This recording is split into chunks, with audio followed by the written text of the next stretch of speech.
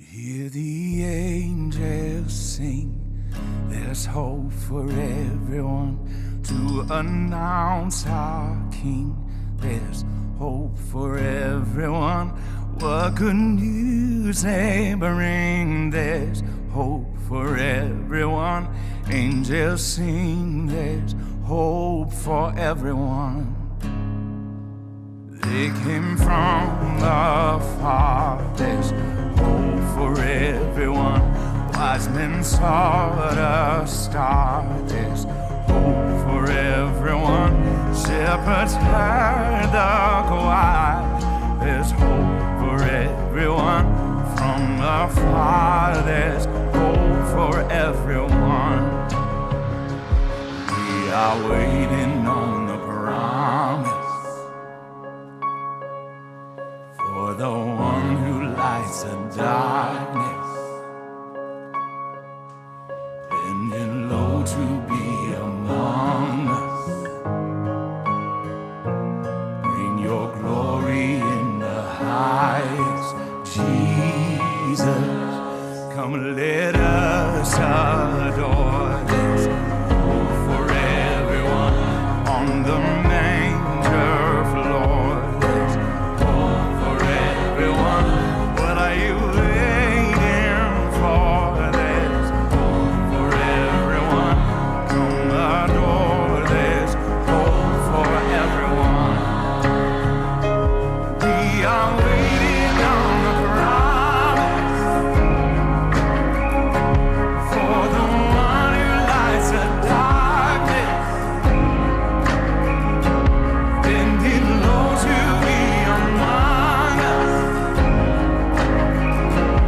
Bring your glory in the highest, Jesus. Come in on the clouds. There's hope for everyone.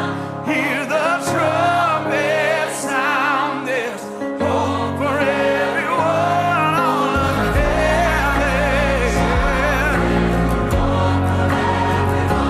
On the clouds, there's hope for everyone. We are waiting on the promise for the one who lies and bending low.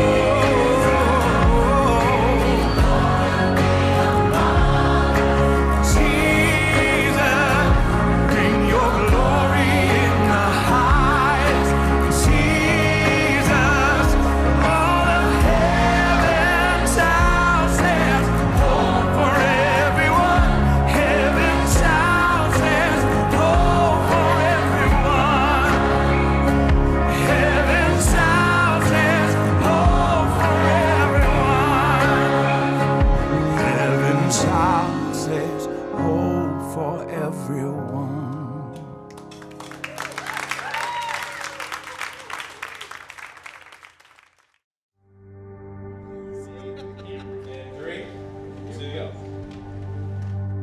You guys, when I think about Christmas, one of the very most prominent things, me, anybody else, if we're honest, one of the things we think about most is hope. I mean, how can you have Christmas without hope?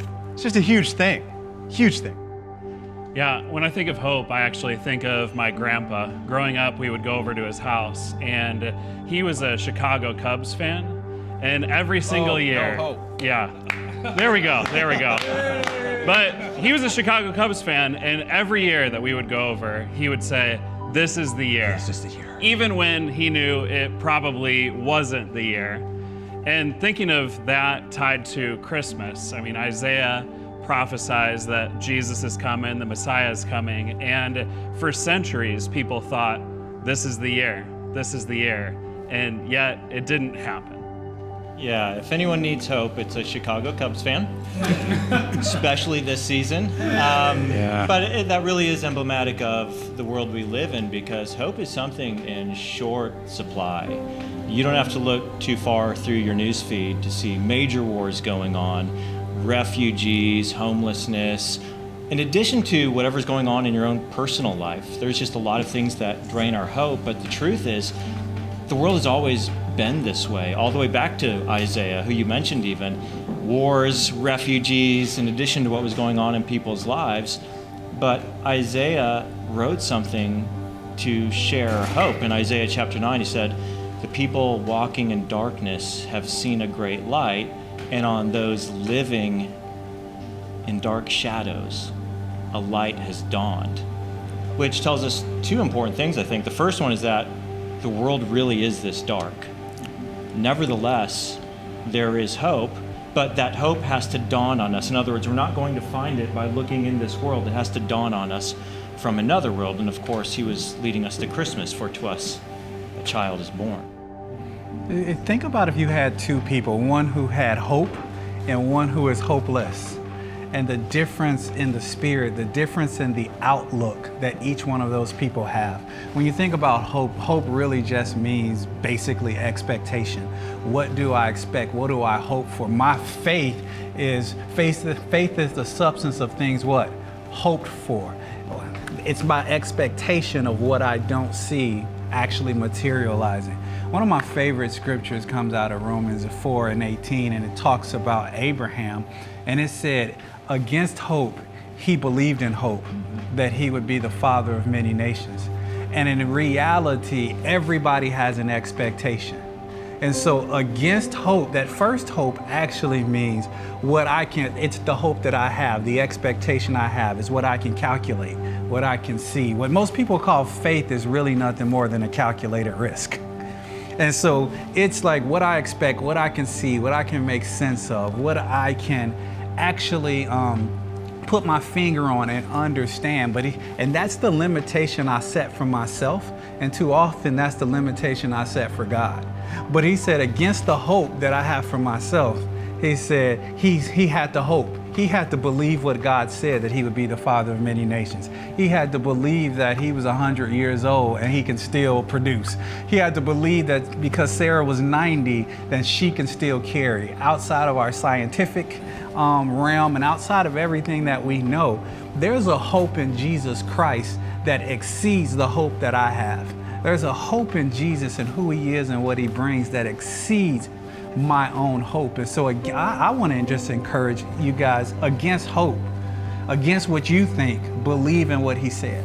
Believe the words that he said about each one of you and what he's bringing to this world. Yeah, think about, rewind the tape a little bit and go back to the original Christmas, which is the basis for everything we're talking about. That's why we celebrate. That's why we can have this hope, right? I think about how God kind of just came into the world, right? God became man. He tabernacled among us. He came from another world into our world. Why? Because he was mad at us? He wanted to condemn us? No, quite the opposite. He came out of love, for God so loved the world, right? That's why he came. It's like, wait a minute. So the things that are happening now in like real everyday life, God has introduced not only his son into the world, but also the hope that comes along with the gospel, that good news that for unto us a Savior is born, right? So it's the ramifications are just, they're so relevant just in everyday life, which is beautiful. What a gift. Jesus came to bring hope. He came to bring what he knew that we needed. And today, we talk about the epidemic of hopelessness, but we talk a lot now about mental illness, and there's certainly, so many people that are in that struggle with it right now. But when you drill down, what we find is when there is a hope loss or hopelessness, that becomes the feeder, the catalyst for so many of the mental struggles and illnesses that we're wrestling with right now. We really need hope. So what would you say then is the difference between wishful thinking or positive thinking and hope? If someone asked you that, searching for hope. I would say the foundation, that's Jesus Christ. The foundation in God, the foundation in his word. To believe his word even when, based on what you see, you can't believe. Like the Bible tells us, we walk by faith and not by sight. And too often, it is sight that takes us out of faith. It is what I see or what I don't see that makes me lose hope. And so to really ground myself in that, I have to, as I think Romans 4:20 says, I have to actually be in that place where I believe without doubt. I believe without questioning. I simply believe what God said, and I have to be grounded in that. I've always, to wishful thinking, the difference, here's what I've always pictured it like. Kids on Christmas morning, they can't see the present if they're all like up in their bedroom or around the corner or something, whatever, but they have hope. And it is a ground assurance of what is waiting for them around the corner. Like they're giddy as all get out, not with this, man, I'm really wishful that there's gonna be something in that room over there. Like, they're like, I know that, but that's almost what kingdom hope looks like. It's because of a deep knowledge of what is yet to come and what I will experience. Yeah, like the gospel, right? Right. The gospel message was Jesus dead, Jesus gone, hope is gone.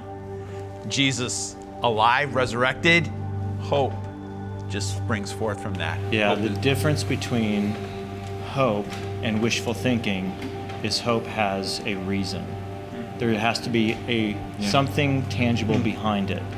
When Jesus came at Christmas, the reason why Christmas gives hope is because he came to deal with the problem that makes our world a dark place, our sin.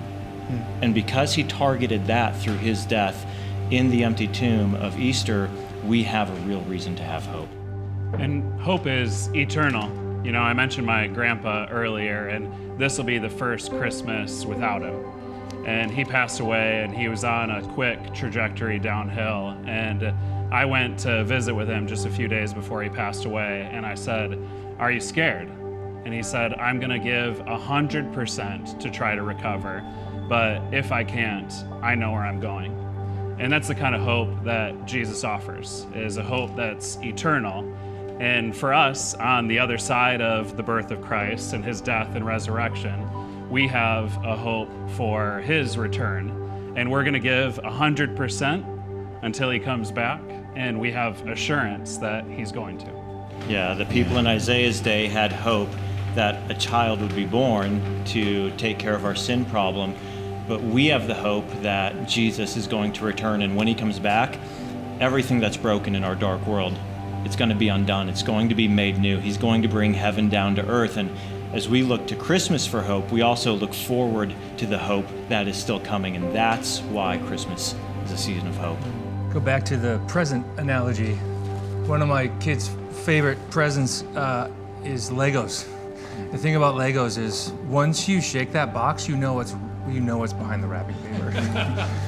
That's the hope Jesus offers. Like, we don't necessarily know exactly what it's going to look like, but the box has been shaken, and we know that there's Jesus in it. You know. I like that. It's funny. It's like wishful thinking is almost like I don't really have a true expectation. It's just something I wish would happen, where hope has some substance, like you were saying, Jason. So hope has some substance behind it. Wishful thinking, you almost go into wishful thinking hopeless because you don't really believe it's going to happen, but it's just wishful thinking. I.e. the Cubs. You know, really, just to call back to that, just really don't believe. And if we think about it, right, like, Chip, what's my biggest problem? All right, my biggest problem is You. Yes, perfect, perfect.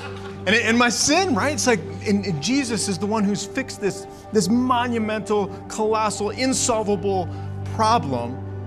So it's like, okay, when I think about the gospel, as you were saying, guy, it's like, okay, that's where this hope resides. If he fixed the biggest ugly problem ever in the whole universe, I think he can fix the thing that I'm dealing with right now. Now, is he gonna fix it in this moment? Maybe not. But he's gonna fix it. Oh, make no mistake about that. Even if I have to wait until glory, the problem will be fixed. I'm hoping for that. I'm hoping confidently. It's more than just wishing.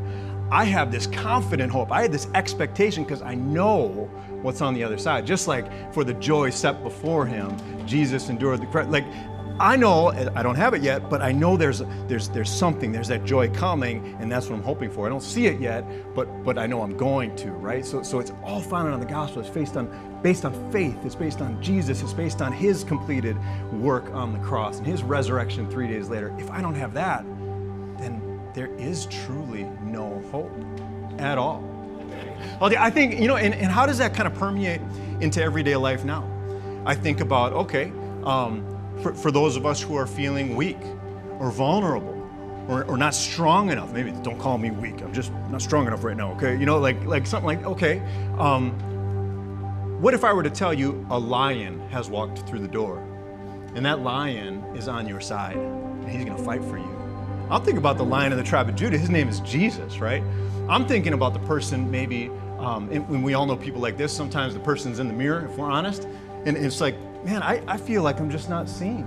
I feel like I don't really matter, right? Think about the shepherds, right? God says the angels talk to the shepherds, these nobodies, and all of a sudden they're like, whoa, I'm on God's radar? You gotta be kidding me. That's crazy. All right, think about all the family dysfunction that we have to deal with and all the people in our churches have to deal with. Well, what if I were to tell you this? I mean, check this out. This is Luke chapter 1, verses 16 and 17. The angel is talking to Zacharias, the father of John the Baptist, right before John is born. And here's what the angel says to Zacharias. He says, John's going to be born and he will turn many of the sons of Israel back to the Lord their God. It is he who will go as a forerunner before him, before Jesus, in the spirit and power of Elijah. Why?